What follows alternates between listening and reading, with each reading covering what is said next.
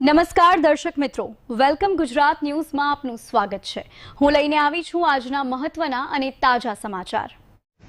દાહોદ જિલ્લા કોંગ્રેસ સમિતિ તરફથી અહીંયા જિલ્લા પંચાયત ખેતીવાડી અધિકારીને અમે આવેદનપત્ર આપવા આવ્યા હતા કે દાહોદ જિલ્લાની અંદર ખેડૂતોને સમયસર પૂરતા પ્રમાણમાં ખાતર મળતું નથી અને ખાતરની ખૂબ જ કાળાબજારી થાય છે। જે થેલી 275 રૂપિયામાં સરકાર આપવાની હોય એની જગ્યાએ 700 અને 750 રૂપિયામાં કાળાબજારીના ભાવમાં આપવામાં આવે છે। લોકો બે વાગે રાતે લાઇનમાં લાગે છે, અઠવાડિયું એ એજન્સીઓ પર રખડે છે, તોય છતાં ખાતર મળતું નથી અને પ્રાઇવેટ દુકાનો પર ભરપૂર પ્રમાણમાં કાળાબજારીમાં ખાતર મળે છે। એટલે આ સરકારને અમે કહેવા માંગીએ છીએ કે ખેડૂતોની આવક ડબલ કરવાવાળી સરકાર ખેડૂતોને હંમેશા શોષણ કરી રહી છે।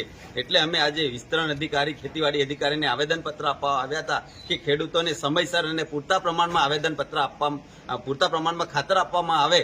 અને 1 મહિના અગાઉ પણ અમે કલેક્ટરશ્રીને આવેદનપત્ર આપવા આવ્યા હતા કે ખેડૂતોને ખરેખર ખાતર નથી મળતું તો પૂરતા પ્રમાણમાં વ્યાજબી ભાવે ખાતર મળવું જોઈએ। એના માટે આજે અમે આવેદનપત્ર આપ્યું અને આવનાર સમયમાં જો ખાતર પૂરતા પ્રમાણમાં ન આપવામાં આવે તો આ જિલ્લા પંચાયતની ઓફિસોમાં અમે બેસવાના છીએ અને જ્યાં સુધી ખેડૂતોને પૂરતા પ્રમાણમાં અને યોગ્ય ભાવે ખાતર ના મળે ત્યાં સુધી અમે અહીંયા બેસી રહેવાના એ રીતેનું અમે આવેદનપત્ર આપશું અને આંદોલન કરશું। હર્ષદ નીનામા, દાહોદ જિલ્લા કોંગ્રેસ પ્રમુખ। આજે દાહોદ જિલ્લા કોંગ્રેસ સમિતિ દ્વારા ખેડૂતો માટે જે ખાતર નથી મળતું એના અનુસંધાનમાં અમે આવેદનપત્ર ખેતીવાડી અધિકારીશ્રીને આપ્યું છે। ત્યારે તમામ આ ભાજપની સરકારમાં ભ્રષ્ટાચારી સરકાર છે અને એમના મળતિયાઓને કાળાબજારી કરીને ખાતર રસ્તામાંની ગાડીઓ ઊભી રાખીને આ લોકો વેચી નાખે છે। ત્યારે અમારો વિરોધ છે।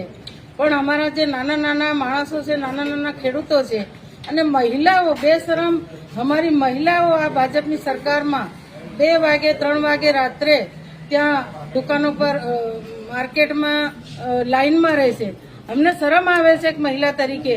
તો આ ભાજપની સરકાર, કામ કરતી સરકાર અને લોકોને છેતરીને મત લઈને આજે આખો દાહોદ જિલ્લો 5-6 ધારાસભ્ય, સાંસદ હોય, મંત્રી જાતે આપણા જિલ્લાના મંત્રી હોવા છતાં આપણા ખેડૂતોની ખાતરની જે તીડ પડી રહી છે, તાળ પડી રહી છે, ત્યારે આપણને ખાતર મળતું નથી। આજે અમે વાત કરી છે, ખાતર પૂરતા પ્રમાણમાં 2-5 દિવસમાં નહીં આવે તો આ જિલ્લા પંચાયતની ઓફિસમાં અમારા ધરણા ચાલુ રહેશે। Chandrikaben Bariya, x MLA ગરબાડ।